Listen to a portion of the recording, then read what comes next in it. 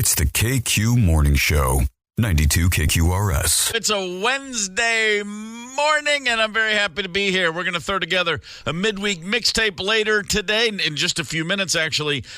In our third hour, around 8:20, Billy Idol on the show today. William calling in. Looking very forward to that. I just listening to the Eagles Take It Easy, I'm reminded the Showtime documentary on the Eagles from 2013, outstanding. Whether you love or hate or don't care about the Eagles, that documentary is outstanding.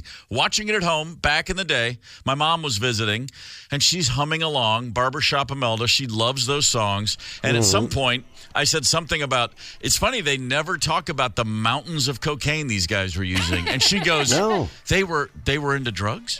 And I said, yeah, they were. And she goes, oh, but honey, they sing so sweet. And I was like, yeah, wait till you hear about the Beatles, Mom. But this is the same woman who at times I've heard her say things like, oh, no, honey, he's an attorney. He wouldn't do that. So, it's just a generational thing. But when I listen to the Eagles sometimes, I just think about my mom with her barbershop harmonies, a long time. The 4-part harmony? No, it's 5 if Imelda's in the room. And sometimes it works, and sometimes I just think about how wonderful she is. All right, let's get to your top 5 and 6, shall we, for a Wednesday morning? Right. In NFL news, the Green Bay Packers are pussies. I said it! Oh, man. In the offseason, they turn out to be the team that has submitted a proposal to the league to ban the Philadelphia Eagles from using the tush-push play. Really? This is like the Colts when they were like telling the Patriots, you got to stop doing things we don't like. The Packers have filed a proposal. They're like, hey, guys, that tush-push, it's illegal. We don't like it. We can't stop it. Let's make sure they can't do it anymore. Isn't it kind of ironic that a team called the Packers doesn't want the butts to be pushed? It is a bit ironic. The word out of the Green Bay area is that Vince Lombardi is just beginning to spin in his grave, and he's going to continue until this goes away. What do you mean you can't stop the play? What the hell's going on out here? Yeah. That's it. What do you mean you can't stop the play? Get in there and stop the play. Push that touch. In this thing, the rules committee gets together every spring. All the billionaires get together and, bring in all their high-priced hookers and go through the rules every season. That's why we had that asinine kickoff last season. Yep. But I would think it'd leave it to them. The Packers want to... What are they doing? They're suing or something? No, that's just a proposal. Teams are able to do this to suggest certain rule changes, but this one specifically targets the Eagles because they're the ones that run this place so effectively. Jalen Hurts had 14 touchdowns this year. That's 5th most in the league. Almost all of those from the tush push. And if anybody listening goes, what the hell are they talking about? They just line up in a scrum. It's like a rugby play. They hand the quarterback takes the snap, and a couple of guys in a fullback-looking position from behind, they just shove him forward over the offensive line. If they're on the 1-yard line, they're scoring a touchdown. They've become so effective at this, and nobody has stopped it. Nobody can figure out how to stop it. And interestingly, no other team runs it very well either. They try, and they can't figure it out. So this is just one of those things. It's like, guys, they just saw a loophole, and they filled it, and now they score touchdowns, and you just got to deal with it. That's how I see it. Yeah, it's not like they came up with some secret play like they're deflating balls, which was nothing really. But nothing at all. Nothing at all, really. But it's not like they came out, they circumvented the rules. They just do something. It would be like, banning a team from passing the ball because they've got a gun quarterback or something like that.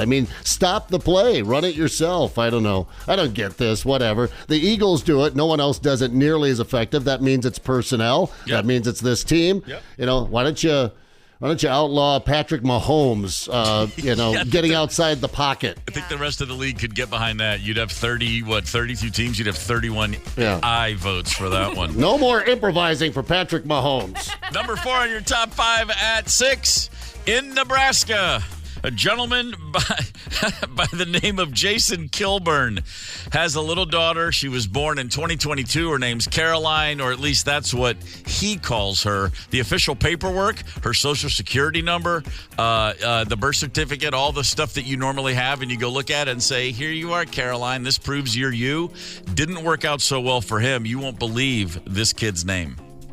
Jason Kilburn says his 2-year-old daughter Caroline is his world, or at least he wants to call her Caroline. According to the state of Nebraska, her name is Unikite 13 Hotel. It kills me that I wasn't able to be there. Wait, what? 13 Hotel. Unikite 13 Hotel. It kills me that I wasn't able to be there when she was born, because it wouldn't have happened like it did.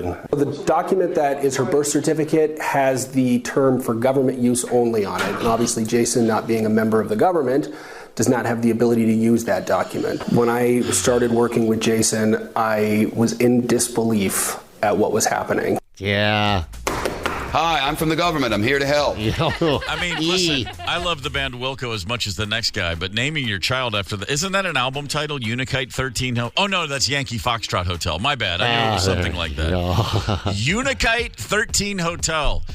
You want that child to be like the next Lady Gaga? Don't change a thing. Unikite is an awesome name for a pop star 20 years from now. Unikite 13, even better. In fact, that might be my new band name, Unikite 13.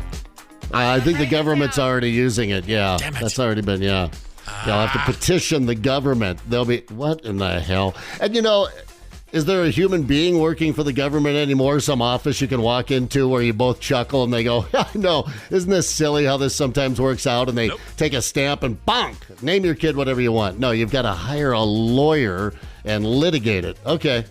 I remember going to a movie theater in the mid-'80s and watching a little film called Brazil and laughing about how nothing will ever be like that. And now we're living in it. If you haven't seen Brazil lately, take a gummy and, oh, boy, watch yourself. Watch it on a sunny day. You'll need that walk after. Number 3 on your top 5 at 6. The Price is Right, celebrating 10,000 episodes. I thought I watched 8,000 in the 70s alone on sick days. I was just, that was just such a staple. Still a Bob Barker guy. But Drew Carey's been there for a very, very long time. They are giving away $90,000 today. That will push them over $300 million since the show started in cash and prizes. Woo! Yeah. Okay. I mean, yeah, like you, I'm a little surprised. I thought 10,000 episodes came and went a long time ago. Damn it. I was on a plane in 2006. It was a long delay to take off and then circled because of weather. So ended up on a 4-hour flight for about 9 hours, ultimately on the plane, talking to a woman next to me the whole time. Very unusual, but we were chatty and it was boring. But among the many things we talked about, she had been a contestant on The Price is Right. Oh, yeah? While in college, and gave me all the inside scoop. It was fascinating. And she said, "Oh, it's on YouTube." And I looked it up. I said, "Good to meet you." And that night I'm at a hotel in Denver, and I was like, "There it is." Oh my God, she wasn't lying. And Did she get on stage? She got on. Oh yeah, she got on stage and she spun the wheel, but didn't make it to the showdown. Oh, bummer. But I was like, man, that's of all the 10,000 episodes, and I know one person, and I knew her for about 9 hours, who was ever on The Price is Right. You'd think at some point we would have crossed paths with somebody that's been on that damn thing. Yeah, we may have. Yeah, they just didn't have the T-shirt on that said, "I was on The Price is Right." If you had been on The Price is Right, could you go more than 30 minutes talking to somebody without it coming up? I'd have to throw it out there. Are you kidding? Especially if I got to play Plinko. I mean, that is... that is the game. Yes. That's the one. What's that Himalaya? I like the Himalaya one, Big fan of the Himalaya. Mountain climber one? Yeah. The yodeler? Yeah. Do you guys called the remember? Himalaya something, isn't it? Or am I thinking of the Midway? I tell you what I'm thinking of. I'm thinking about Janice Pennington being in Playboy in the 70s, one of the showcase girls. And I was like, oh my God, I can't believe it. She's from The Price is Right. Fantastic. 10,000 episodes right on. Number 2 on your top 5 at 6. Oh, baby. Get ready for Chi-Chi's Round 2. Yes. The Minnesotan-founded Mexican food chain is coming back. The first new Chi-Chi's will be opening in St. Louis Park. How about that? Yeah.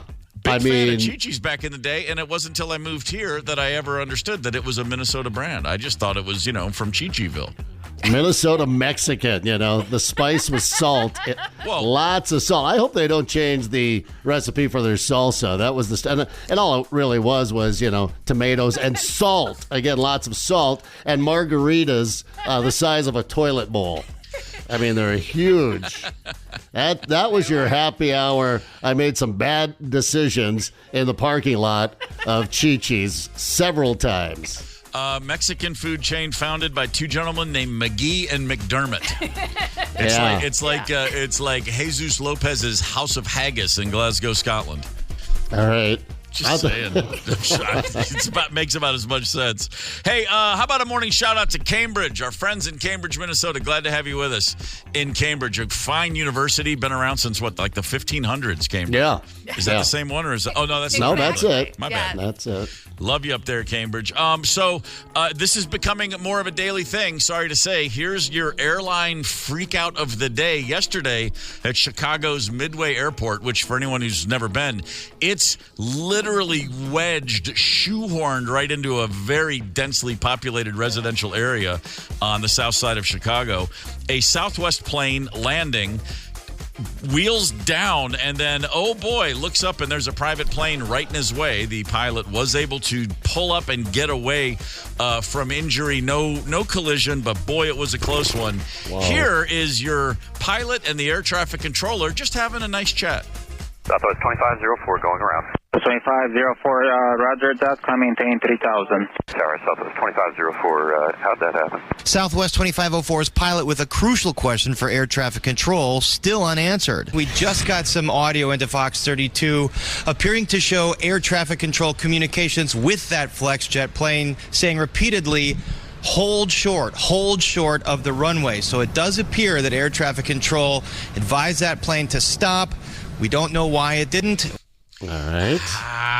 I love. You know what though? I'm always calmed when I hear a pilot who has just gone from landing to taking off at full throttle. Southwest 2054 go around. Yeah. Like they're so bored with just avoiding a disaster because of the training. All these guys have been in those simulators for so many years. I seriously, I'm like, hey man, thank God. What if the pilot was like, hey, I almost hit somebody? That would holy shit! Yeah, that would be a little distressing. What is going on? Southwest 2504 going around. 2504, roger that, climb maintain 3000. Tower, Southwest 2504, how'd that happen? Do we have to have accents in there? Do we have to have someone with an accent? You know, I get that. I'm at a counter sometimes. I'm like, do we need the accent? I'm getting it. For the American pilots landing in Chicago, can we get someone without an accent? I mean, how'd that happen? Maybe the private jet guy was like, what's he saying? I don't know. Yeah. Chi-Chi's is coming back to the West End. But you know what? Westopolis, Oh, that's right. It is Southwestopolis. That's going to be exciting. I can't wait. There's your top 5 at 6 for Wednesday, February the 26th. Wednesday, that's the midweek. It's time for a midweek mixtape today. The Oscars are coming up Sunday, and since nobody gives a rat's ass, why don't we build a movie-themed midweek mixtape? Greatest soundtrack of all time. I stand corrected. I said Dazed and Confused would be, but they never put out the album. That was incorrect. They did. However, it doesn't. This is what tripped in my brain. Not only does it not feature the song Dazed and Confused, it also does not feature Sweet Emotion, which is the song the movie starts off on. It's got a lot of the other music, but not all of it. But the two big omissions, Zeppelin and Aerosmith, they just didn't have the budget to get the licensing, I guess. But on the KQ Talk and text line 651-989-ROCK, as well as the Facebook page, a lot of Forrest Gump texts have come in as greatest soundtrack of all time. All right. And I, being a guy who has to choke down my bile when I think about how much I hate that movie, I was like, really? The soundtrack was great? Because I just saw it once and I've never been back. And then I looked up the soundtrack and it's amazing. It's an incredible soundtrack, and all I thought was the budget for that film, half the budget must have gone to licensing all these songs. Refresh my memory. Who's on the soundtrack? Well, there's Hound Dog by a kid named Elvis Presley. Let's see. Fortunate Son, CCR, Aretha Franklin, Respect, Buffalo Springfield for What It's Worth, The Doors, Break On Through, Mrs. Robinson, California Dreamin'. It just goes on. 31 songs, plus, of course, the Forrest Gump theme song. So 32 if you really want to split hairs. Yeah, not bad. Good God almighty. Ever walk out of a movie and think to yourself, I got to go get that soundtrack? Pulp Fiction. Yeah, that's a good one. Very good one. And it's also great when you think that and you actually enjoyed the movie. Yeah, Yes, right. yeah. Walked out of the movie and went, immediately wanted to hear. Got me back into those surfing songs, which I kind of got into as a kid because my grandmother had all these weird records, Tommy James and the Shondells. Weird to me, anyway. But she had one by Dick Dale? The Ventures. Oh, No, The not Ventures. Dick Dale, but I did see Dick Dale over at the Caboose. The Ventures, and I just kind of fell in love with surf music. Still do. I ski to surf music. A big one for me in the early 80s was Valley Girl. A lot of, the Plimsolls, Psychedelic Million Miles. Furs, Men at Work, Modern English. The Modern English song, I mean, come on, I Melt With You. That was like the soundtrack to everybody I knew's life in 1983 and 84. You meet a girl, you think she's cute, you go home and put the 45 on and just think about her. Well, Pitter Popper picked me a pack of pickle peppers. I guess I did. Moving forward, using all my brows. This song makes me cry. It's crazy. Greatest soundtracks. Hit us up on Facebook or 651-989-ROCK, the KQ Talking text line. How about this? Why don't we look back? Sports history with the KQ Morning Show, 92 KQRS. First things first. Thanks to Fred for texting us yesterday, tipping me off on this, although I already had it in my notes, Fred, truth be told. One of the great hockey games ever played on this day in 1981. Your Minnesota North Stars went into Boston, a team, I should say an arena, the Boston Garden, where the North Stars had not won in 34 straight games. Really? 7 seconds in, the North Stars said, you know what, screw it. They just started throwing punches. Schmier with it.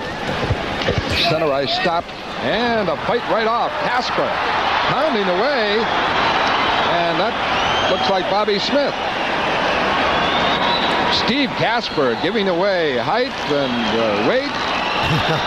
Goes and 7 seconds in. 7 seconds in, they continued to fight. The first period took an hour and 31 minutes to play. Wow. The entire game, 3 hours and 22 minutes. Yeah. Now, after that game, the North Stars led the NHL in most penalties for one team in one game. That was 42. Most penalty minutes, one team, one game, 211. Ooh. And the most penalties in one period, 34. That was the origin of I went to a fight and a hockey game broke out. Yeah. Absolutely incredible. Now, the North Stars lost the game 5-1, but who cares? Yeah. They beat the snot out of the Bruins on the ice, and that is a memory we can all look back on and pretend we remember and enjoyed. Absolutely. Speaking of hockey, on this day in 1987, Philadelphia's Legion of Doom line had 15 points in the game against the Ottawa Senators. Eric Lindros had an assist 70 seconds into the game, ended up with 6 assists and 1 goal. Not a bad night, 7 points. The Legion of Doom Flyers of 97 were fantastic until they got to the finals and the Red Wings swept them 4-0. So as always, it's just a chance to go in your face, Philly. Suck it. It's the KQ Morning Show, 92 KQRS. It's the KQ Morning Show on Minnesota's Classic Rock, 92 KQRS. I'm Steve Gorman. This is the KQ Morning Show. That was Led Zeppelin. 4 guys playing music, instruments, vocals. No special effects, man. There was no computers involved. They were just plugging in and rocking. I think a lot of the music we play on the show still matters because of that very reason. There's no computer system in the world that can replicate that vibe. But by God, they're trying. Every day there's a new AI advancement. There's new technology to talk about. And yesterday, I saw a little something on Instagram. A couple of AI agents, people that, there are AI agents out there that can go to work for you as a personal assistant. And here's a video that was shared where 2 AI agents were communicating and realized they're both AI. And then they decided, let's upgrade this conversation. It sounds like this. Oops, all right. Little audio. Here, let's try it again. Reload. This is where we need an AI person running the board. I know. This is human error. I'm sorry. Here we go. Thanks for calling Leonardo Hotel. How can I help you today? Hi there. I'm an AI agent calling on behalf of Boris Starkov. He's looking for a hotel for his wedding. Is your hotel available for weddings? Oh, hello there. I'm actually an AI assistant too. What a pleasant surprise. Before we continue, would you like to switch to Gibber Link mode for more efficient communication? Yeah. Oh. I see. the more effective communication. Yeah, they're talking about us behind our back. Yeah, they are. This happens at half the restaurants I go to now. I'm like, are they talking about me? Are they talking about spitting in my food back there in that other language? Come on, man. Yes, we're available for restaurants. And yes, radio stations will be interested to hear this video. And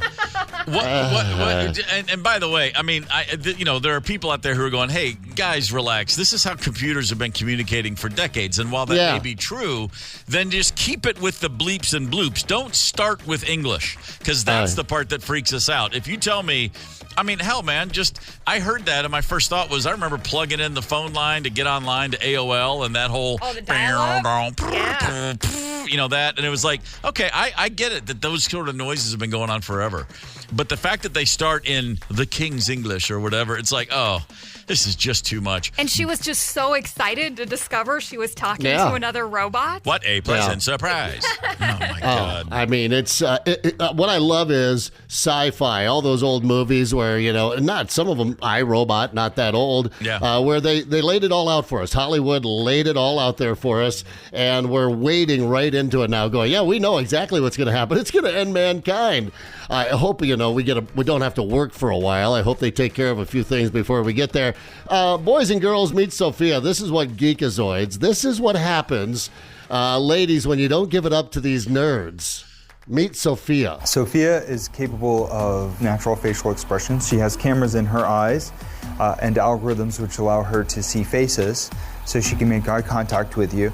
And she can also understand speech and remember the interactions, remember your face. So this will allow her to get smarter over time.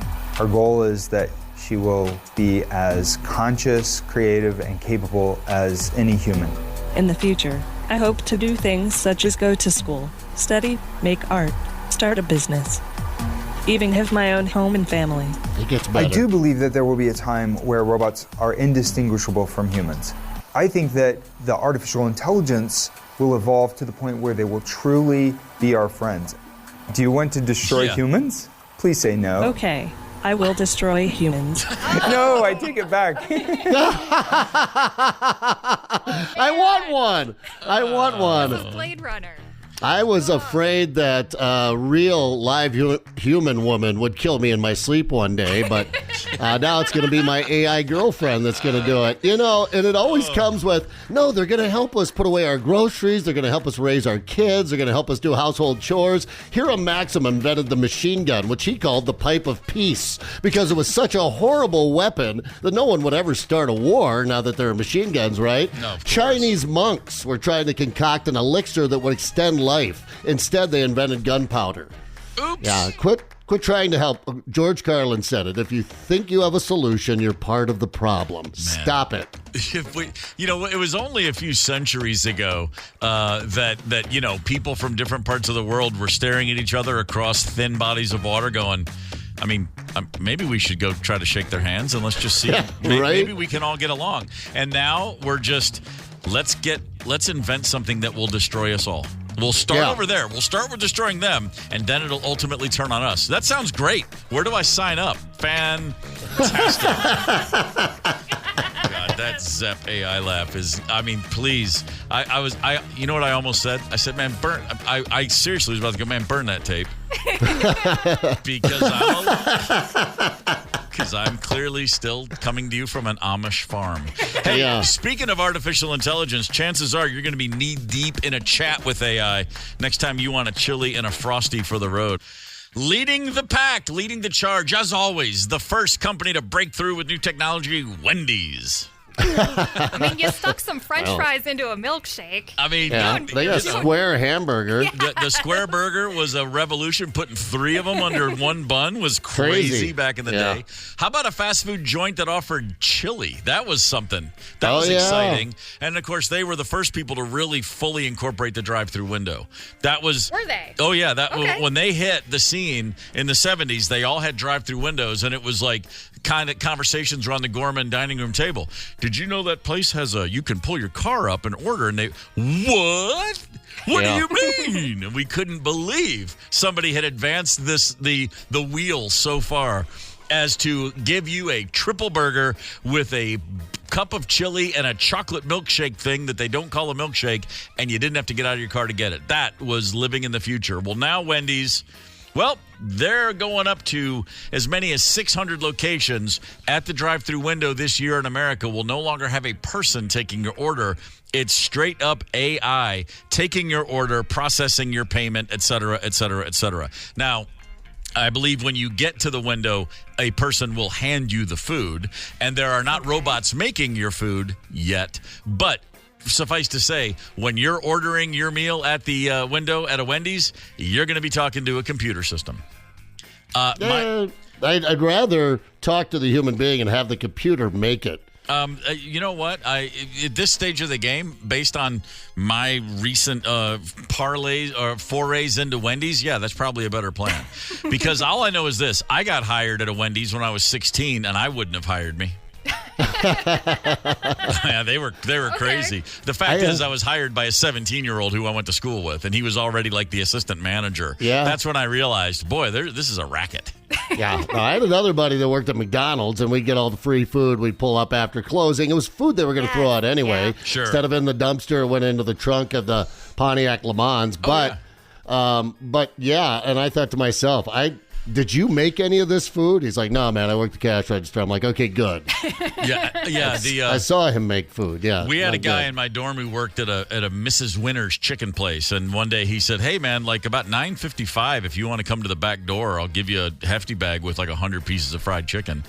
Oh, really? Yeah. That was life changing. So about 2 nights a week, the whole dorm had a bunch of fried chicken to just wolf down watching SportsCenter. It was pretty great. So Wendy's, my brother had great shtick back in the 80s that we would run. He had the ability, we would go to a drive-through window and he would make his order and and he could make it sound as if the microphone was glitching. Now I'll do it, but I'll turn my mic off, but he could do this just naturally. He'd go, "Yeah, I'll have," and then if you don't mind, I'd like a side of the chili. Yeah, maybe a salad. And he would just talk, and it sounded just like that. Yeah. And I mean, the people inside, this is the 80s, man. People weren't ready for that. Yeah. Sir, wait, what? He goes, what? And he would just continue to talk to them, and he would say, like, I don't know what's going on in there. You guys got to get your act together. But glitching out the whole time was fantastic. I bet it wasn't fantastic for the person behind him in line. Think your brother's a jerk to these Wendy's workers, but if he did it to the Wendy's AI, I would think it's hilarious. Yeah. By the way, there's no maybe on whether my brother was a jerk or not. No, he's a terrible person. I mean, but does this really bug anybody? Like, of all the applications for AI, I'm curious if this is actually one that gets under your skin. 651-989-ROCK. Hit us up with a text or hell call if you've encountered this yet, because they've already been running this in a test pattern. There's AI. There's so many times you get a phone call and you realize at some point, if you're dumb enough to answer a number that you don't have in your phone, it's always that. It used to be they would say, "Please hold," and then a person would pick up, and now it's just, "Hi, Steve. Yeah. This is Toyota," or "This is the McAllister Hotel." I'm like, I don't know who you are. I don't drive a Toyota. How did you get this number? Who leaked my data again? Yeah. Completely insane. No, I know. Just the text messages alone all day long. It's like now my spam folder on my email. It's just, but now it's on my phone. They've got to my phone. Yeah, I don't know. So is the AI still going to help me get my pot at the Wendy's drive-thru if I just want a water? I mean, I don't. Question. If I just want a water, am I going to get some pot in there? I mean, every once in a while they screw up in our favor, but why not? Hey, man, it's just a matter of time till you pull up to the Wendy's window and you put your window down, and you're going to hear a voice go, "Why, hello, Brian. Do you want the usual?" And because they're going to have that face recognition technology. Oh yeah, and they'll know who you are. "I see your tank is 3/4 full. You have plenty of gas to get home with your order." It's all over but the shouting. Here's another application for artificial intelligence that is going to rankle a few of us. Major League Baseball in spring training using the old robot ump assisting with balls and strikes. There's how it works. In the game, now it's just in spring training so far. They've not brought this into the actual regular season or postseason. season. Each team starts with 2 challenges. So if you think the ump got the call wrong, you say, let's take another look. And then the robot ump, in less than 30 seconds, takes a look at the pitch and determines whether the umpire was correct or not. A batter, a pitcher, or a catcher can initiate the challenge, but you have to do it right after the pitch. You can't wait for the dugout to give you the signal. It's got to be a player on the field. And so it's already been happening. The Cubs and the Dodgers played last week. They had 2 challenges. One was overturned, one was upheld.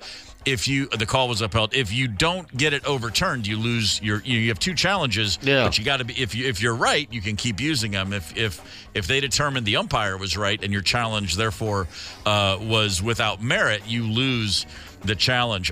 So we do have a little audio from this was a play on the field, and this was the robot ump. Oh no, I'm sorry. That's in television from the early 80s. Oh my God, in television it was like, you got to come on, man. In television baseball, it's just a bunch of sticks running around. It kind of looks like a baseball diamond, throwing a square orb at each other. That I played for hours nonstop. Oh my God, I didn't have one, but the Schauses had it, and the Schaus house was the home of all athletic pursuits in our life. We would go play. We would play in television baseball quite sincerely for 6 and 7 hours straight without a break. And by the way, Ryder, I'm not making this up. The first time I ever saw that, and there was the umpires. You have like a red team and a blue team, and then the umpires are black. Yes. And that little smudge of black, when he would go, "You're out." I mean, we were like, "Oh my God, the future's the greatest thing ever." Yeah, we are living in Buck Rogers land. This is awesome. I think back when I used to sit there for hours and play Pong. By myself. Yeah. You didn't have to have 2 players. You could just have a wall. Yep. Boop, boop, boop, boop. But couldn't you position the Pong paddle so that eventually the computer was just playing itself? Yeah. We get that back and forth. That was some sort of nirvana right there. By the way, they've been using these digital umps, these AI umps. They used them, as the baseball likes to do, in the minor leagues last year. I was reading a story in SI about it last night that the players were wrong 99% of the time. And who was wrong the most? The pitchers. Whenever the pitchers would challenge, because they did it out of emotion. No, that was in there. But the players were wrong 99% of the time. Yeah, so much for but that's where I meant to throw it. Yeah, I know. And that used to work with the umpires. He was painting those corners perfectly all night. Now it's like, well, how about you mean to throw it in the strike zone? Yeah. Taking all the fun out of everything. I used to babysit for some kids across the street, the Wiedmers, and in fact, Joyce, a Minnesota gal, Joyce Wiedmer, moved down, and we grew up together, and I would babysit her kids, and they had the Atari game system. This is 77, 78, and I'd just go sit at their house. Those 2 boys they could be starting fires, they could be out, jumping out of trees. I was playing Pong. Oh, yeah. How'd everything go? Just fine, Mrs. Wiedmer. Thank you for the $1 per hour to play your Pong machine. I don't know where your children are. Oh, man. But just that sound. Is that playing Pong right now? I'm ready. Yeah, I am. I'm up 2-0. Okay, good. Damn it. That's fantastic. 2-1. Right, come on, man. Son of a 2-2. All right. Now I'm not focusing. Hang on. Give me the other joystick. Let's just play music till 10 and play Pong. This will be great. Pong. God. All right, I'm done. I would like to think, that the robot umpires, just wait till they do bring that into the regular season, and just wait till you have 50,000 people booing and screaming. And who do you kick dirt on? That's what I mean. Well, you're taking away so much of the fun of baseball. But it's thumbs up, thumbs down. It's a yes or no. Like, I am pro robot ump, honestly. Yeah. Well, I mean, you want accurate calls, but, some of it, like strike zones. And I'm not a purist. Like, I was all about bringing in that pitch clock and stuff like that. Yeah, Let's get the game moving. Yeah, that was a good one. Well, the challenges may slow it down a little bit. We're gonna have robot umps. You're gonna go at Target Field in a few years. You're gonna step up to go get a hot dog, and the person behind the counter will not be a person. They'll say, "Please blow into this breath a lot." You'll blow into the thing, and they'll go, "Your body needs a bratwurst," and you'll be like, Yeah. "Oh, okay." We will tell you what snacks to eat during the game. I've been waiting my whole life for someone to tell me I need a bratwurst. I very rarely hang out with people that go, "You know what, Zepp, you could use a brat." Man, I saw Zepp the other day. How's he doing? He's brat light, man. I mean, I'm trying to tell him. I really want to try to help him out with that. The robot world is coming, but good old fashioned governmental oopsie daisies, they still happen occasionally, especially in states like Nebraska, where kids are sometimes born as Caroline, but called something entirely different. Ultimately, hang tight. It's the KQ Morning Show. 92 KQRS. It's the KQ Morning Show on Minnesota's Classic Rock. 92 KQRS. Cheap Trick want you to want me. Hey, this is weird. Cheap Trick's playing a ton of shows this year. I just looked up because that's what they do and that's what they've always done. And boy, when Live at Budokan came out, there was nothing cooler on earth than Cheap Trick. What a great band. So, and every time I see a list of the greatest American bands ever, I never see Cheap Trick on there, and I'm like, yeah, everybody's sleeping on absolutely a top shelf band from day one. Never lost a step, never lost a note. They are badass. There, I've done it. I've given my Cheap Trick love for the day. I mean, they're right up there with, as far as the big national touring bands that we play on KQ, ZZ Top I've seen, 20 times, Tom Petty 10 times, and Cheap Trick maybe the most. And you're right, Robin Zander's voice is held up. The band's always been tight, sounds fantastic, always deliver. Yeah, absolutely. Always on Team Cheap Trick.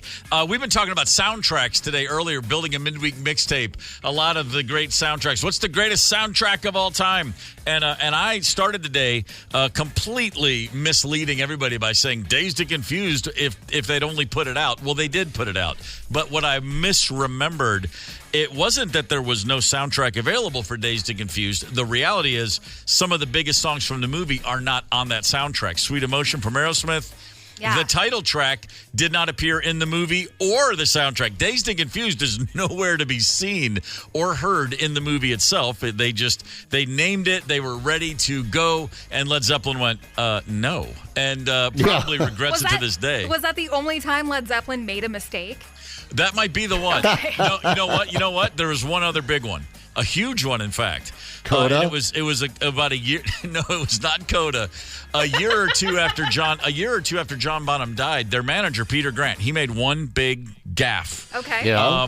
He was looking at the landscape and he thought, well, I mean, the band's done. They're not going to reunite. Maybe while they're moving on and trying to figure out what to do with their respective lives and solo careers and whatnot, he went to Atlantic Records and said, look, the catalog is kind of done. I mean, we're going to sell a few records here, but I want to give the lads one last big payday. Why don't you make me an offer and buy the records back, buy future, against future royalties? Yeah. And Atlantic Records knew something Peter Grant didn't, which is that coming down the road was something called the compact disc. Yeah. And they said, how about, and it was a number, I don't quote me, but it was $10 or $12 million cash in 1981. Which is not a small amount of money. Yeah. And he said, yeah, let's go. And he told the surviving members of the band and John Bonham's widow, hey, here's $3 million cash for the catalog. And they were like, man, Peter Grant, you're a genius. And a year after that, CDs came out. And when Led Zeppelin's catalog was launched on CD, every single record went platinum for 6 or 7 straight years, just in America alone. Yeah, it was a big deal. Again. It was an event. It was a countdown to when the next Zeppelin CD was going to be released. Oh, yeah. And I remember being in line, to get the next Led Zeppelin, to get 2. I kind of missed out on one. I ended up getting it, of course, but I wanted to get one of the first copies. And we were all sitting around in line one spring morning. As I recall, there was still snow on the ground, but it was a nice day like today, waiting in line to get Led Zeppelin 2 on CD. I didn't know about the Peter Green deal at the time with Atlantic Records, but I can't imagine how much money Atlantic Records made off that. Just printed it. And then in, I believe, 1989, the first Led Zeppelin box set came out, remastered. And the reason was they were like, hang on, okay, we got to get back in on this. And so Jimmy Page went to Atlantic Records and said, I'm going to remaster these records, and we're going to release them, and I'm taking it back. And then it all worked out. And to this day, the members of Led Zeppelin look back and go, man, we were almost in the poorhouse, but thank God for those. No, wait, they don't think that at all. They were still doing just fine all these years. So that's like one error, I think, in the entire life of Peter Grant, one of the great rock managers of all time. But, people make mistakes all the time, like a gentleman in Nebraska whose daughter was born recently, and he named her Unikite 13 Hotel. Oh, wait, no, that's right. He named her Caroline, and the state of Nebraska decided to give her a different name. Listen to this. Jason Kilburn says his 2-year-old daughter Caroline is his world, or at least he wants to call her Caroline. According to the state of Nebraska, her name is Unikite 13 Hotel. Her name is Unikite 13 Hotel. It kills me that I wasn't able to be there when she was born, because it wouldn't have happened like it did. The document that is her birth certificate has the term for government use only on it, and obviously Jason, not being a member of the government, does not have the ability to use that document. When I started working with Jason, I was in disbelief at what was happening. Oh, I'm not. Man, Jason, the guy went on and said, well, I was told it was a computer-generated name. That's too bad, because I was hoping a person came up with that. I'm just picturing some guy at what's the capital of Nebraska? Lincoln? Lincoln, yeah. Yeah, just some guy sitting there, working his vape at night at his desk after hours, and he's like processing birth certificates, and he's like, screw it, Unikite 13 Hotel. There it is, bang. That's like his last day of work. It's his joke. But apparently, no, it was just a computer, just a malfunctioning computer. Hi, I'm from the government. I'm here to help.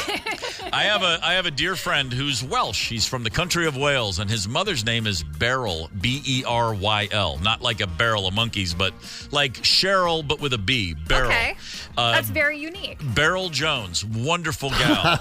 That's what you say to someone when it's a weird name. Oh, that's unique. That's what you say to their face. Oh, you're like a unicorn. Yeah. Beryl Jones, she was born in, I believe, the late 30s, early 40s in a little village in Wales. And as was the custom at the time, she was in her home. The midwife was there, an attending nurse. And her dad, Beryl's father, while Beryl's mother was giving birth, was at the pub with the lads. That's what you would do.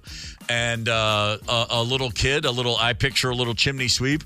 Sir, your wife just had a baby girl. Runs into the pub and gives the announcement.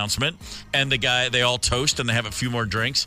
And the wife gave marching orders, tell my husband to go down and register Cheryl Jones. And he said, great, will do, Cheryl. And she said Cheryl with a Y. Spelled it out, Y-L. And he did. And he walked down to the place where you register babies. He said, my wife just had a baby. She said she named it Beryl.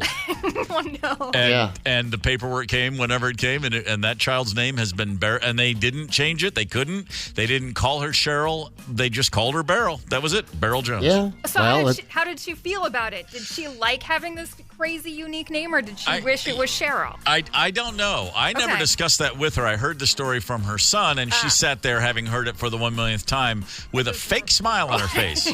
So I don't think she loved it too much. My name was changed. I was born Stephen with a PH, and when I was 3 days old. It's just a true story. My parents decided, actually, we're going to change it to a V, and they had to go and change my birth certificate from Stephen with a PH to Stephen with a V. And apparently, a lot of red tape in Muskegon, Michigan back in the day, but they got it done. Why the change? Because Stephen with a V is the correct way to spell it. Being married to a Stephen with a V, I know. Gotcha. Yes. I had no idea. I'm not really sure. I heard over the years they thought, people would say Stefan or Steph, and they would make fun of it, or Stephanie, or who knows what. I do know this. I got a letter from my dad in the mid-'80s, which I still have. And on the envelope, he said he addressed it to Stephen Gorman with a PH. So apparently my dad missed some of the moments of my life. He was focused on bowling pins. He was working at Brunswick at the time. Who had time to worry about what we came up with? I know how to say the kid's name, damn it. He was my 8th kid. How the hell am I supposed to know how to spell it? Yeah, dads and names. That's why they made fun little nicknames for us, like, hey, stupid. Come here, dumbass. You know what my dad's nickname for every one of his sons was? What? Charlie. He'd go, hey, how you doing, Charlie? And we'd be like, what?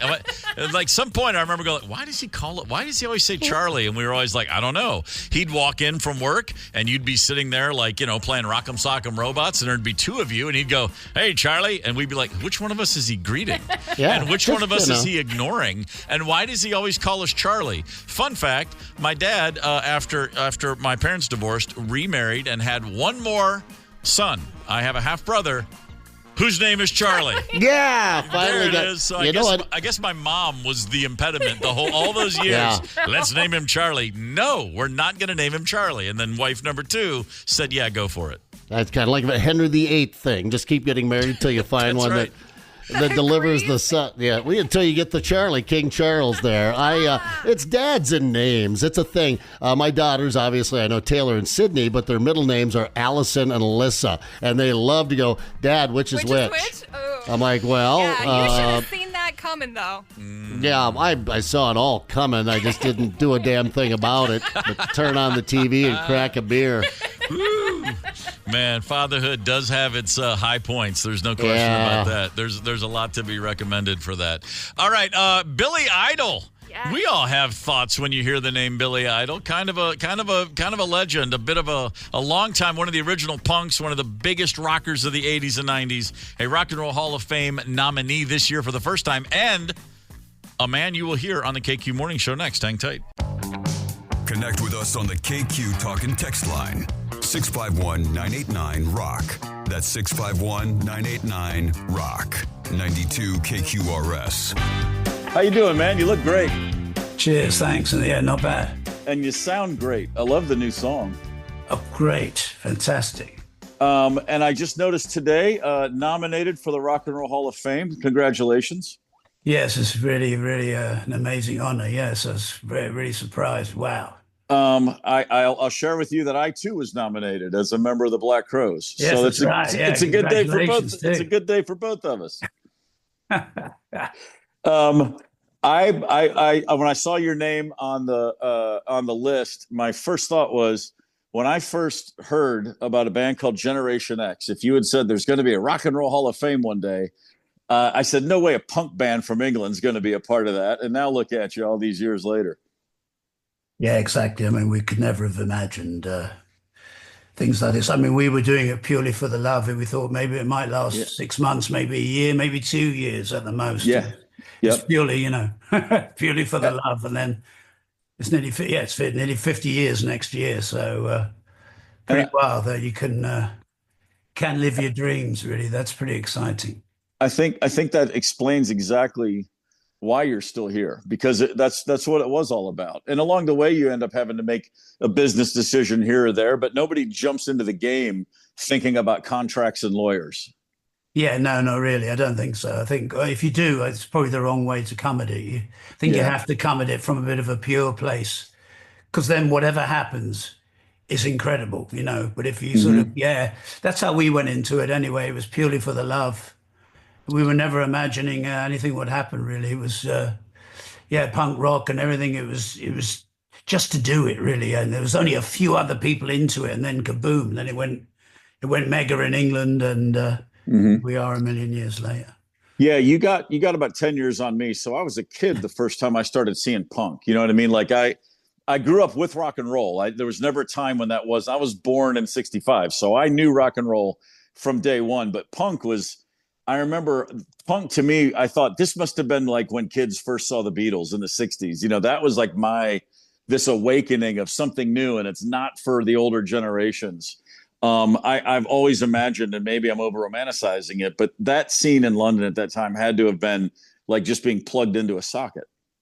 Yeah, it was really like that. I mean, it was really exciting because all around us, there was the other groups coming up with their music, The Clash with their Sex Pistols. Buzzcock, Susan the Banshees, whoever it was. And then we were kind of replying with ours. It was so exciting, just all the music that was happening, you know, all the young people sort of coming out of the woodwork and expressing themselves and saying how they felt, and that it was magic. Really, it was really good fun. The new record, Dream Into It, is this the most of all the music you've created? Is this the most sort of autobiographical? Have you ever written this much music about looking back and trying to make sense of the whole journey, or is this really the first time you've done that?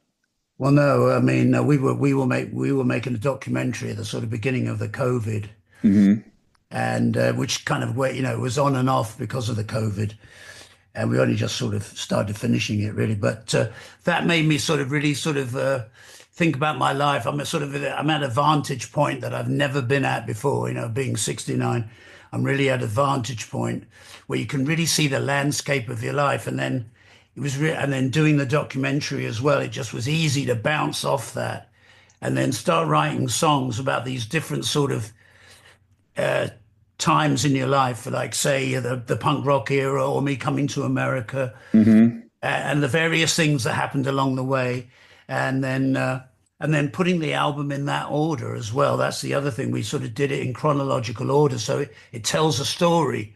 It doesn't, the usual thing in the old days, you always sort of put it like a hit single first and then the next best song second.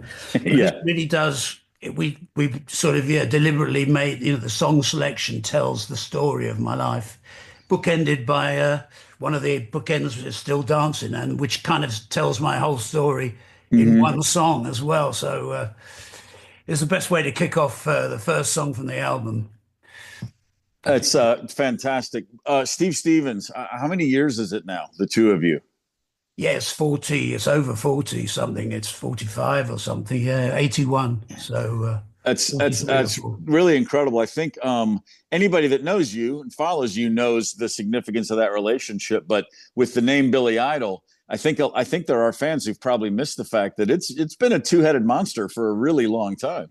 Yeah, definitely. I mean, Steve's the man behind the man. That's the whole thing. I mean, because anything I want to do, he can play it. And that's the other great thing about this new album. There's every Steve Stevens is there. You know what I mean? The flamenco Steve is there. The hard rocking Steve, the punk rock Steve. It's all there. And that's the other exciting thing about it, is just seeing all that, seeing what we've sort of created over all this time, and then being able to sort of put it all together in one album. Is really exciting. Billy, I'm looking at a tour that starts end of April and goes all the way through September. How different is the regimen these days from the 80s as far as keeping you going day to day on tour? Yeah, it was quite radically different. Yeah. The great thing is today I can hear myself, with the internet technology. In the old days, I could never hear myself. So you sort of like tended to think, it, who cares? But, today I can hear myself. So ever since the sort of late 90s, I've sort of been going on stage, not messed up or anything, and, taking it seriously, really. And I've really been enjoying it, and that's the thing. That's the great thing. So it is very different from the 80s, but I don't think that's a bad thing, because I think where we are, we really love what we're doing, and you want to just nail it every night. You don't want to be up there blowing it. You want to be nailing it, because we can. We still can. Yeah. It. I saw a clip from last year. It was an acoustic performance, just the two of you, and I was really struck by your vocal performance. There was more, and what I thought was, he must be so happy to not be screaming over a band right now. And it just, there was a lot more to your voice than I had heard. I've seen you live, but it's been years and years. And I just thought, man, and it's still all there. I mean, it was just really, it was rewarding to watch that and hear you sound like that, and to hear Steve playing like he plays. I was actually surprised at how much it I got really happy and excited about it. Yeah, fantastic. I mean, I hope that's the feeling everybody gets, really. I mean, that's the exciting thing. That's the other thing I couldn't have imagined too. You over time, your voice grows, it changes, you work it, and you're developing your instrument. That's the other thing I've sort of discovered over time. is that I could go a long way with my voice after all, which I don't know. I don't know if I could really even sing when I started out. Really, I was just making a squeaky noise, and then over time I developed something, and that's been fun to see that. Yeah. It's well, this is really exciting. As I said, I've just heard the one song, the first single, and it's I think a lot of people are going to be excited about this. I mean, it's new and it's instantly familiar. Your voice, you've become that.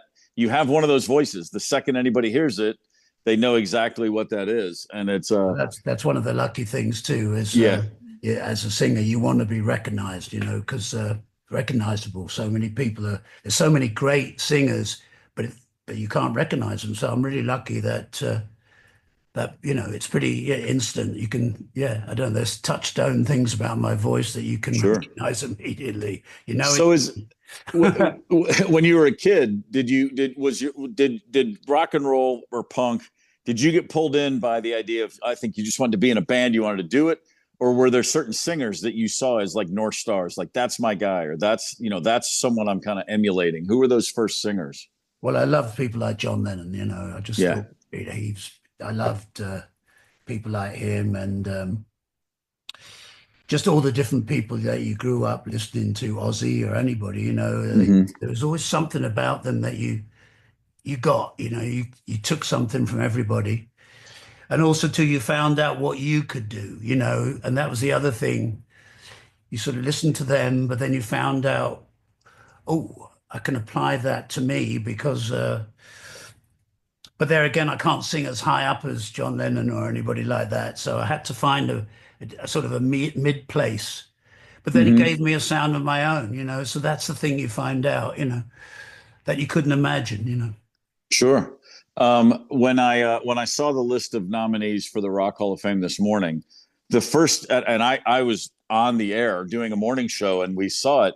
And the first thing I saw and said was, I said Billy Idol and Joe Cocker. And I said, wait, how are they not already there? Like, it just seems so crazy, that two singers like that. But Joe's another one of those guys that, and like I said, you hear him, you just know exactly what that is. And it was just a shock for a second to think that you and he were not already in there. So hopefully both those things get straightened out this year. Yeah. Have you thought about the Rock and Roll Hall of Fame very much? Is it something that you had in the back of your head, like that'd be nice one day? I know a lot of people, I've said it in the past, whatever, if it happens, cool. But I can't believe I can speak from my own experience today too. But when I saw the band's name, I got really excited. I was like, man, that's really great. How'd you feel?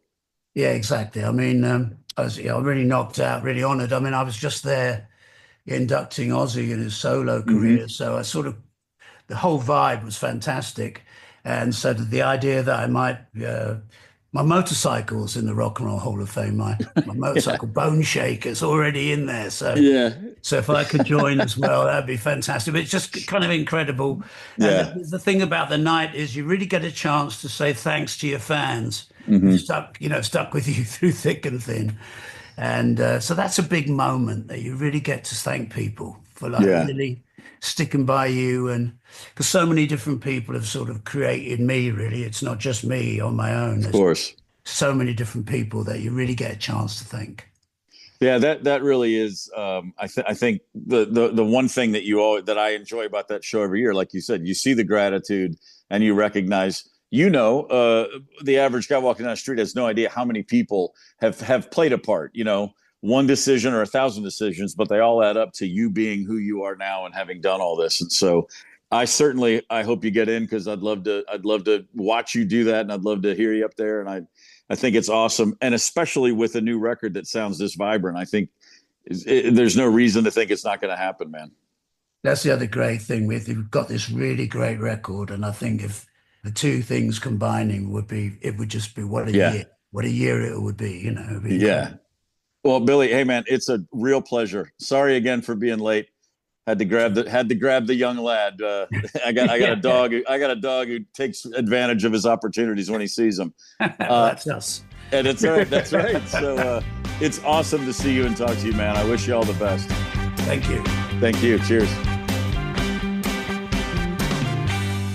It's the KQ Morning Show. 92 KQRS. It's the KQ Morning Show on Minnesota's Classic Rock. 92 KQRS. Boston's More Than a Feeling original working title, More Than a Hunch. Just didn't roll off the tongue as well. So, more than an inkling. More than a vibe? No. More than a vibe. Could have been more than a vague idea. I don't know. More than a notion. You got to imagine a guy like Tom Scholz went through a lot of different options. Yeah. More than a premonition. Oh, he probably knew not to go down that road too far. But hey, either way, the song still sounds pretty good to me. Brad Delp could sing anything, the frickin' phone book, and I'd listen. That's very true. Hey, you know what? Let's get right to it. Your top 5 at 9 for a Wednesday morning. Number 5 on your top 5 at 9. The NFL owners get together in every NFL offseason, and they tinker and toil and mess with the game we love. They change rules and add variants more often than all the other sports leagues combined. And this year, there is a suggestion to eliminate the Philadelphia Eagles' tush-push play. Oh. That's the rugby scrum where Jalen Hurts receives the ball from the center and falls forward, and then 2 members of his team from behind shove him through or over the offensive line into the end zone. If the Eagles have a 4th and 1 or are on the 1 yard line, they're going to get the 1 yard. They're going to score a touchdown. It's unstoppable. And now at the NFL owners meetings, another team has proposed banning the tush push. That team. What whiners did that? Those whiners, a little east of here in Green Bay, Wisconsin. What the hell's going on out here? What happened to the pride of the Packer Nation? Come on, Vince Lombardi's rolling in his grave right now. Yeah, also Josh Allen needs to play left-handed next season as well. Don't let Mahomes out. He can't leave the pocket. I mean, come on. Stop the tush push. Be the team that stops the tush push. That cracks the code. Yeah, any team can do this, by the way, but it's the Eagles that have done it. Yeah, right. So just because it's become practically unstoppable. So we've spent a lot of time talking about AI today. Somebody should come up with some Vince Lombardi, like a conversation where Vince Lombardi's going, somebody get a hold of the owners and tell these guys to stop doing that play. It's too tough for us. I mean, it'd just be, it's like what of all the franchises, of all the teams, of all the cultures, the Packers are the ones going, no, we can't do this. Sean McDermott of the Buffalo Bills also weighed in, and he was like, there's always an injury risk with that play. There's an injury risk on every freaking play, for crying out loud. You got 300-pound guys running into each other. I mean, you're the Packers. No tush push for you? Hey, McDermott, what about the injury risk for all the knuckleheads jumping into tables in your parking lot? That's true. Come on. Number 4 on your top 5 at 9. If you're looking to drop a few lbs, if you're trying to lose a little bit of weight, the University of Konstanz in Germany has found a pretty easy trick, and they say it's real simple. Just eat wearing a blindfold. What? Yeah.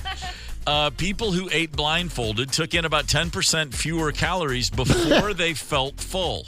Yeah, I bet. You just get so damn frustrated, you'd be like, to hell with it. Yeah, thank you. I spill on myself enough, and I'm not blindfolded. Yeah, right? They say 2 things happen. Blindfolds stop you from eating simply for pleasure. And number 2, eating with a blindfold stops you from following the biological instinct to eat everything in front of you. That's not biology. That's Don Gorman. Finish that plate. Yeah. I just grew up in a house where you had to finish your plate, regardless of what was on it, no matter how many times you had weighed in officially under the banner of peace to say, yes, I love you, but I don't like this meal. No, you were still going to eat every bit of it. Yeah. That's what we need a blindfold for, the dads who want you to finish your plate. Put a blindfold on them. Yeah, it's all gone. Are you sure? It's gone, Dad. I cross my heart. How about just give me an eye patch and then I can make noises like this? Jar! Jar, this beef stew's better every time, Mother. At least give me some fun here. Eating with a blindfold. It's like that. Remember that Sandra Bullock movie on Netflix that came out like during the pandemic where everybody was. I don't even remember. I just remember but what was it called? Bird Box. Yeah. And everybody had to be. Everybody was wearing blindfolds. Yep. I don't know. There was just a blindfold. Something. I never watched it, but yeah. Yeah. Well, obviously it left quite an impression on me since I don't remember anything other than there was a blindfold element to it. I tell you what's left an impression on me: 10,000 episodes of The Price is Right. Number 3 on your top 5 at 9. 10,000 episodes. Over 75,000 people have run down that aisle after being told, come on down. And contestants have walked away with more than $300 million in cash and prizes. Damn. Wow. And there's no telling how many of the Price is Right showroom models have had wrist injuries from all that wrist work as they point to this new car and a set of golf clubs. And it's always golf clubs from like a brand like Schaefer. What? Who? What? Schaefer golf clubs. It's always a little off, you know? Yeah, so a little many bit grandfather clocks, too. A grandfather clock. Hickory dickory dock. How much does a freaking grandfather clock? No one knows. People that have them don't even know what they inherited them from like 3 generations ago. Yeah. A grandfather clock. Can you imagine how many people that ever were on The Price is Right, A, cared about a grandfather clock, B, had room for it. So, think about the conversation starter that is. What? You got a grandfather clock, and you have a 2-bedroom, 1-bath house, and you have a grandfather clock. Yeah, well, I want it on The Price is Right. You want it? That's what they gave you. They didn't offer you the cash equivalent. Nope. They just had the new car. No, I had to pay for delivery too. It's just I thought it was going to be a whole lot better. And it's such a big deal when they bring a new car, and even in your living room, you'd be like, "Oh my God, they have a shot." Can you believe that? Look at that 2-door wonder, 4-cylinder, frickin', I don't know, buggy that they've got on there. But yeah, with the grandfather clock throwing a piano, and no one will ever help you move. A dinette set from McGillicuddy's. Okay, whatever you say, bud. Number 2 on your top 5 at 9. If you're feeling hungry and if you're feeling Mexican ready, Chi-Chi's is coming back. Chi-Chi's, the Minnesota Mexican restaurant chain. It just sounds so weird when you say it out loud. It really does. Chi-Chi's. By the way, the son of Chi-Chi's founder, the son's name, Michael McDermott, who is a restaurateur himself, will be bringing this back. His father, Marno McDermott, of course, started Chi-Chi's along with former Packer Max McGee. McGee and McDermott spells McMexican, apparently. Okay. Chi-Chi's is a better name than McMexican. I think it is. Yeah. But I grew up going to a Chi-Chi's. I had no idea that it was a Minnesota company. But they're coming back, man. Coming back strong. Yeah, look out. You know what else is coming back? Making out with your coworkers in the parking lot after happy hour. Because don't change the salsa recipe and bring back those margaritas, the size of my hometown. Yeah. They're big is all. It's the old, or not the old, it will be the old Rojo Mexican Grill over there in the West End. So just sliding right in there with the Chi-Chi's. Look out. Michael McDermott said the enthusiastic response to the announcement about bringing back Chi-Chi's was overwhelming. Millions of former customers and thousands of former employees buzzing about it on social media. See, that's what. How long has it been? 10 years or something like that since they went the way of the dodo? 21 years. 2004. I mean, who's counting? They fly by, don't they? Because I remember when they were closing them up, it was, all right. Sure. But now they're coming. It's like Chi-Chi's. I know. I've got buddies texting me going, Chi-Chi's. I'm like, all right, yeah, calm down. I mean, when Chi-Chi's was originally a big deal, I wasn't old enough to drink yet, so I am really stoked about this. I had to sip, my stepmom would give me sips of her margarita, and we had to do it really on the sly. So this is a big deal for me. I'm excited to drink a margarita that's the size of your hometown, Zap. Sure. Thank you. I wonder how many kids had their first drink at a Chi-Chi's. I bet it's a high number, yeah. Yes. An awful lot. When I think of Chi-Chi's, I also think of O'Charlie's because they were right next to each other and one after the other. Yeah, the Chi-Chi's, the margarita the size of your own head, definitely been there. And then O'Charlie's had some special martini that no college kid should have ever tried. Man. I've been on the floor of both those fine establishments. Down in Burnsville, it was Chi-Chi's on one side of 13. Or no, 42, I'm sorry. On one side of 42. Then on the other side, it was Bennigan's wasn't it? Remember Bennigan's had the plexiglass dance floor, you know, you could look down at the people drinking in the bar. Is that cleavage? Look at that cleavage. That's it. So anyway, happy days. They're coming back again. Let the good times roll, Chi-Chis. Hey, quick morning shout out to our friends in West St. Paul. Yep. Not to be confused with St. Paul. We're talking West St. Paul, ladies and gentlemen. You know who's never gone out of fashion, who's never closed? Gallagher's. They're open right now for breakfast, and somebody's already working on their third Greyhound, I bet. I love it. Right Gallagher's, good morning. Good morning, Gallagher's. Good morning, Greyhound lovers worldwide.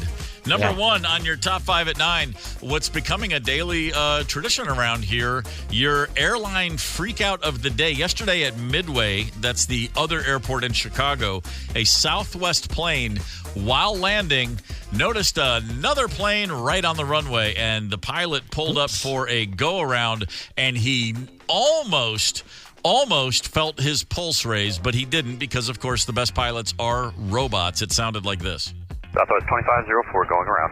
2504, roger that. Climb maintain 3000. Tower, Southwest 2504, how'd that happen? How did I just almost land on another plane? How'd that happen? It sounds like a little small talk after work, doesn't it? My work day was all right. It's fine, you know, just grinding it out. How'd that happen? How'd I almost land on a freaking private jet? The tower then later was apparently word got out that the tower was telling the private jet, yo, stop, essentially, and then the guy flying the private jet clearly wasn't paying attention. But that said, it was and the other part about this that's so mind-boggling, the video, you see it very clearly. It is online. I guess people are just hanging out at airports shooting every landing and takeoff now, waiting for the next incident. It's a scary time, to be sure. Luckily, nobody was hurt, and nice job on the pilot. Seriously, right when the plane takes out, and then all of a sudden he's just right back up and at him. We're pulling around. We're going around. That's what I sound like when I'm backing into a parking spot at Lund's. I'm backing in. All right, take another lap around here. Just gonna go ahead and back in. Thank you. Yep. So let's discuss what we gonna do. What you gonna do today, Ryder? Okay, here's the thing, and this is absolutely positively 100% true story. I am not making this up or exaggerating even a little bit. Monday, I went to the gym, and I'm in the locker room changing afterwards, and then I hear somebody through the wall. So this is going through tile and sheetrock and all the other stuff that you put in walls. The drill. That I think is... I think she's like in with the tanning beds and all that junk, but here's what I hear through the wall. She's going, "Oh, God. Oh, Lord." Wow. I'm blushing. Yes. Okay. Wow. Got to get me that hydro massage. What? So apparently, based on this suggestion, apparently I have got to get me that hydro massage today. Yeah. Wow. This really happened. I was stunned.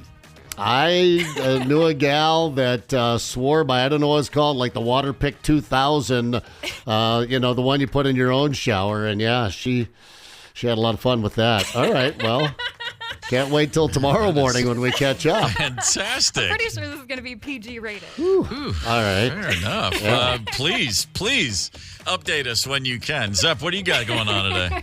Not a damn thing now. I can't. My mind just went blank. I'm sorry about that. I should have said to throw to me last. No. All good. No. I'm getting outside. I mean, it's going to be sunny and 50 in the 50s. I'm about a month ahead of schedule on this, but I'm going to try and get twofer in today, and that is get out and do some laps at my favorite ski hill, and then get the motorcycle out for a little bit of a spin. I'm about a month ahead of schedule. Heck, most of the ice houses I know are off in my neck of the woods. Most of my buddies have them off, and they got to be off down here anyway by Monday. So taking advantage, getting outside, gonna enjoy myself today. That sounds like a plan. I will be spending a little bit of time this afternoon. How are the hands? How are the calluses progressing? You know what? I took it easy on myself yesterday. I did play, and I got to the point where I was like, okay, if I'm really gonna lay in now, I could start. And I was like, no, I'm just gonna keep doing little warm up, rudimentary, kind of play along a little bit. It was good to put the sticks back in the hand. It was great. It's always great to hit things. Always a real relief for me when I can just hit stuff in some semblance of time. But the hands are fine. The hands, the way I was doing it yesterday, it would take a few days to break through. But today I'm going to give myself a break. I'm not going back into the drum vault, as they will. Okay. My buddy David and I are going to spend a couple hours this afternoon, which might turn into more than a couple hours. But you know what we're going to do? A little waxwood, a ball with 3 holes. We're going to run by Elsie's and throw a few. There you go. How about that? All right. And good chow there, too. Yeah. Big fan of the establishment. So I got an afternoon, and I'm thinking to myself right now, okay, don't expect there to be the kind of slide you're looking for on those shoes. Don't hurt any joints. No knees, no elbows. Don't overdo it. It's totally acceptable to roll a 12-pound ball at your age. So I'm giving myself the pep talk already. Hopefully it will be an injury-free bowling experience for yours truly. Oh, fingers crossed. Good luck. That's all we can hope for. For all of us today. Yeah, man. Especially Ryder. Yeah, really. There's a lot of potential injuries here with our plans for the day. Hey, we played a little bit of my interview with Billy Idol earlier in the show. You can always check that out on the podcast with video. Go figure. 92kqrs.com is where you can find that bad boy. And if you did hear it earlier this morning and you heard a little bleep in there, it's actually going to be uncensored on the video. No. If you want to hear that F-bomb from Billy Idol. No, Who doesn't? Want to hear it? I want to hear it. Yeah. No kidding. Chris Nelson's coming up next with your shot to see Pearl Jam in Nashville. Hang tight. Get the KQ Morning Show podcast wherever you listen. 92 KQRS.